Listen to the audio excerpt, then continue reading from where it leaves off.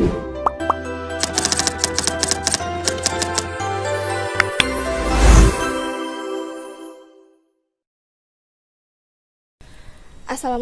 warahmatullahi wabarakatuh. Pertama-tama yang saya hormati Ibu Maulidah Aulia Rahman MPD selaku dosen pengampu mata kuliah perkembangan peserta didik. Izin memperkenalkan diri, nama saya Elis Mariskina dengan NIM 25862060730012 akan mempresentasikan mengenai karakteristik perkembangan masa anak. Pembahasan pertama mengenai periode perkembangan anak. Periode perkembangan anak dibagi menjadi 3. Yang pertama ada masa bayi, yang kedua ada masa anak awal, yang ketiga ada masa anak tengah dan akhir. Yang ke-1, masa bayi. Masa bayi adalah masa berbahaya. Ketika bayi rentan terhadap bahaya fisik seperti mudah terkena penyakit, kecelakaan karena koordinasi belum sempurna, atau maksudnya kecelakaan yang terjadi karena gerakan atau kerjasama antara anggota tubuh, indera, dan otak belum berjalan dengan baik atau belum terlatih. Yang kedua ada masa anak awal. Masa anak awal merupakan periode perkembangan yang berlangsung pada usia 2 hingga 7 tahun. Pada tahap ini, anak mengalami pertumbuhan dan perubahan yang pesat dalam berbagai aspek perkembangan. Kayak contohnya yang ke-1 pada aspek fisik. Masa anak awal ditandai dengan pertumbuhan tinggi dan berat badan yang terus meningkat meskipun tidak secepat bayi. Yang kedua ada dalam aspek kognitif. Anak mulai menunjukkan kemampuan berpikir, simbolik, berimajinasi, dan bermain peran. Yang ketiga ada perkembangan bahasa. Pada masa ini berlangsung sangat pesat. Yang keempat ada dalam aspek sosial emosional.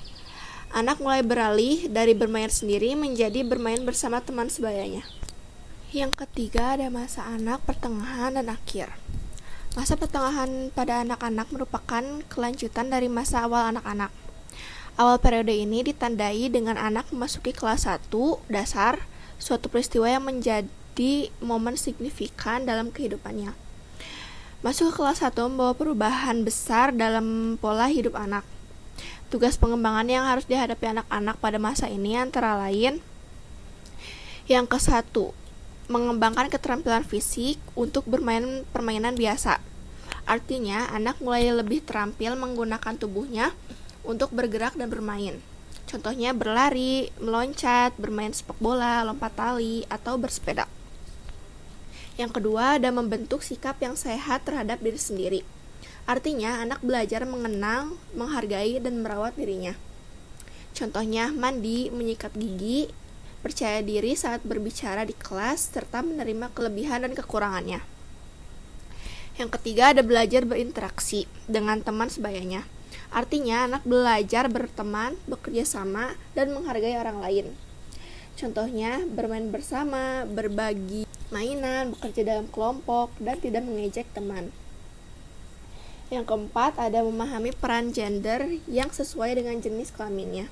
Artinya, anak mulai mengenal peran laki-laki dan perempuan dalam kehidupan sehari-hari serta belajar menghormati keduanya. Contohnya, anak laki-laki maupun perempuan sama-sama belajar bertanggung jawab, membantu orang tua, dan menghormati teman tanpa membeda-bedakannya. Yang kelima, mengembangkan keterampilan dasar seperti membaca, menulis, dan menghitung atau calistung. Artinya, anak mulai menguasai kemampuan dasar yang diperlukan di sekolah.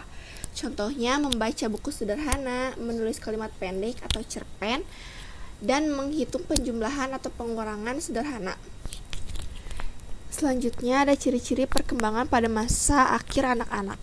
Yang pertama ada perkembangan emosi seperti lebih meningginya emosi, permulaan katarsis emosional, serta membentuk geng anak-anak seperti circle pertemanan. Yang kedua ada pola permainan seperti menjelajah. Anak-anak kayak lebih suka bermain ke tempat yang menarik nih, kayak bagi mereka tuh kayak menarik.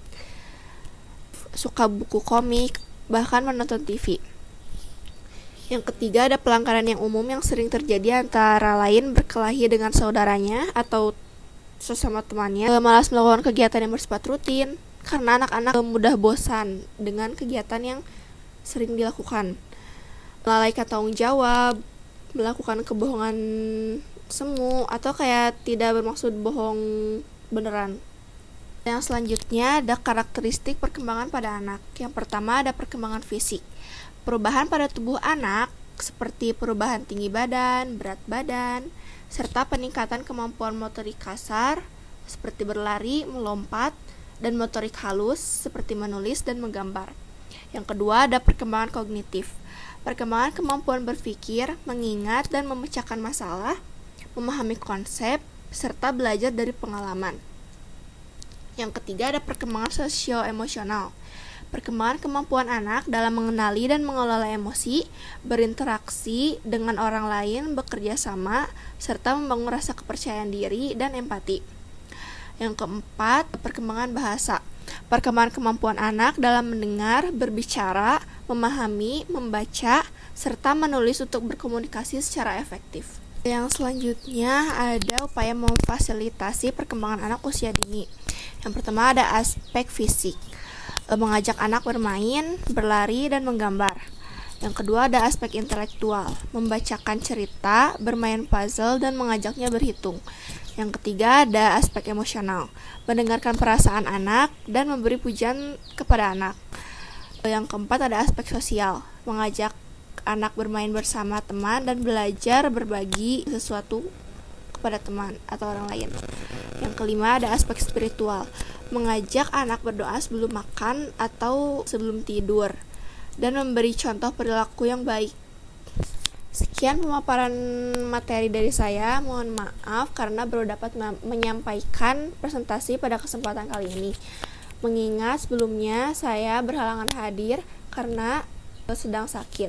Terima kasih kepada Ibu Maulida atas kesempatan yang telah diberikan kepada saya. Terima kasih juga kepada teman-teman yang telah mendengarkan presentasi kali ini dengan sangat baik. Apabila ada pertanyaan, boleh japri aja. Terima kasih sebelumnya. Wassalamualaikum warahmatullahi wabarakatuh.